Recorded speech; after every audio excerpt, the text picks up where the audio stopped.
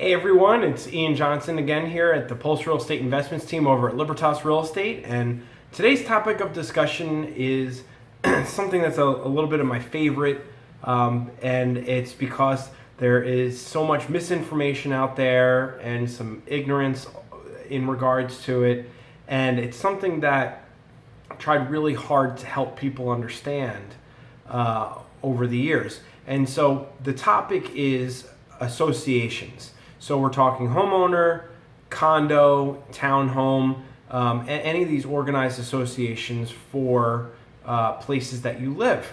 Now, this video is going to be more of an operational video versus my second video, which is going to be a little bit more on the where the animosity and everything comes from, and more of the misinformation side. This is going to be more of the, let me set the base for everybody so we're all on the same page. So let's start with, why do HOAs exist? Well, HOAs used to not be mandatory a couple decades ago, but the state of Arizona changed the legislation regarding it and made it so that anybody that builds a master plan community, which are the majority of communities built nowadays, they, as a requirement, they must have an association attached to them. So that goes for condo and townhome and single-family residential. So the purpose of this, there are a couple purposes actually. The most common one that everybody thinks of, it's for home values. And while helping maintain home values is definitely a part of that, and it is absolutely an outcome of that, it's to help give the local community more control and more expediency in making changes within their small area. And if you look at it and if you think about it, big government like your city that you live in, they're really good at doing the big stuff, keeping the lights on and keeping things going. But if you've noticed, it can often take a long time for the little stuff to get taken care of. And so by letting communities and empowering communities to take care of these smaller items, it offloads it from the city, for one, and it gives you more control over your community. You can create tighter restrictions to keep things nicer looking, all of which help to go towards a better quality of life and living, in addition to maintaining home values. All of that's pretty important in my book.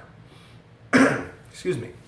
So how do you start an association? Well, you can start an association if you're in an area and you get everybody to agree. That doesn't really ever happen. So in this case, we'll talk about established ones through master plan communities. And corporation is created. Yes, an actual C corporation that's nonprofit is created. You can find yours in the Arizona Corporation Commission. You may be able to find it in your state if you're watching this and you're somewhere else.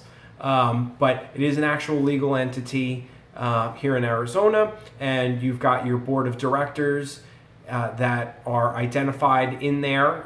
They do change from time to time, and generally that's your statutory agent that makes those changes, or your managing agent. Most folks have a manager in their community because, quite frankly, managing a couple hundred to several thousand properties is a lot for a board of volunteers to handle, and so a professional is usually brought in. The structure of an association is pretty simple. You have your board of directors, and then you have your membership group. Your membership group is everybody that lives in the community.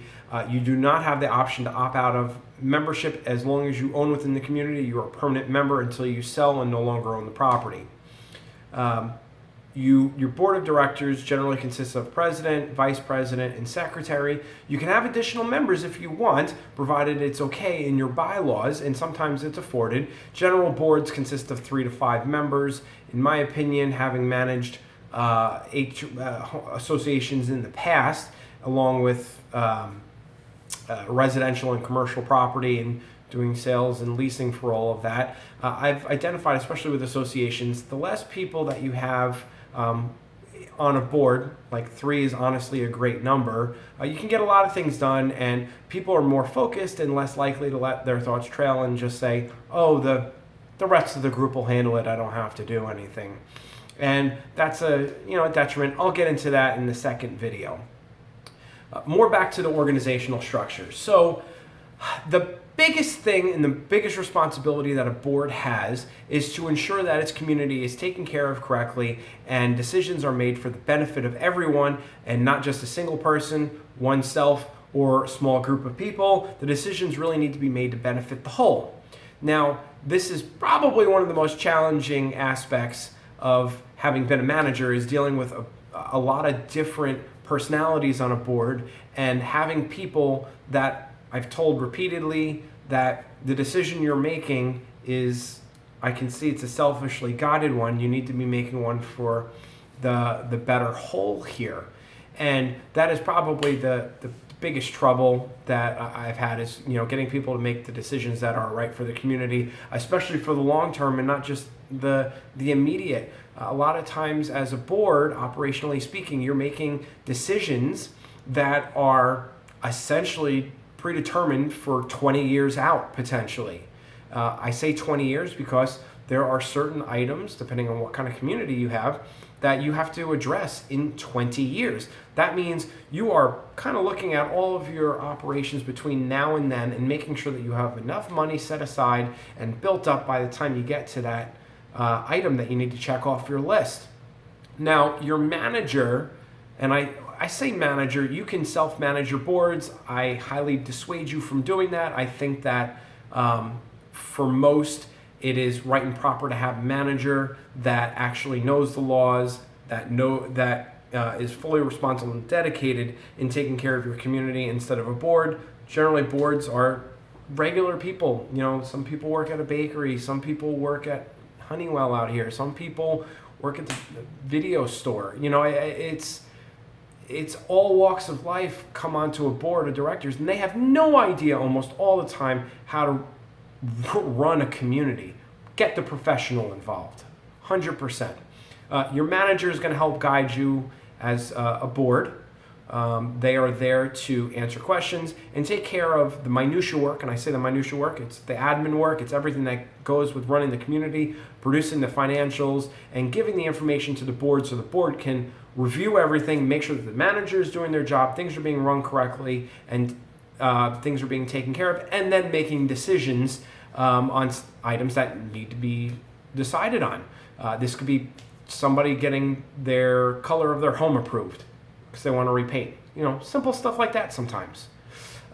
You can give your manager some extra leeway in making decisions. I'm a huge proponent of having a live in, let live policy and having some leniency with your CC&Rs and rules and regulations, because if you do everything to the letter, it creates a prison-like environment, and you can't let too much slack out either, because then the association goes haywire. There has to be a healthy balance.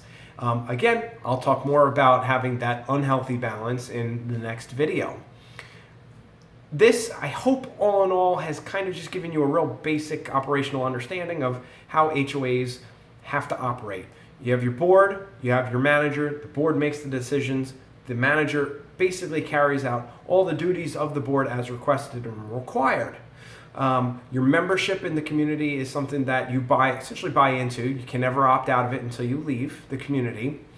And the board has a duty and due diligence to the community to make sure that they do everything that is in the best interest of everybody else that's there, and not just any one person or group, including themselves. Super important, and a lot of this will play into my next video. I keep going back to that because the next video is actually a little bit more fun than this one, but again, this is a necessary one. Let this video trend, please. I know there are a ton of people out there that don't know much about HOAs or associations, and they want to know more, or they think they know a bunch. Trend this video and keep an eye out for my next one next week. That'll be even better. If you have any questions, give me a call, 602-800-4042. If you're looking to buy or sell your home, or you're looking for commercial real estate or investments, give me a call, 602-800-4042. Thanks, guys. Have a great day. Take care.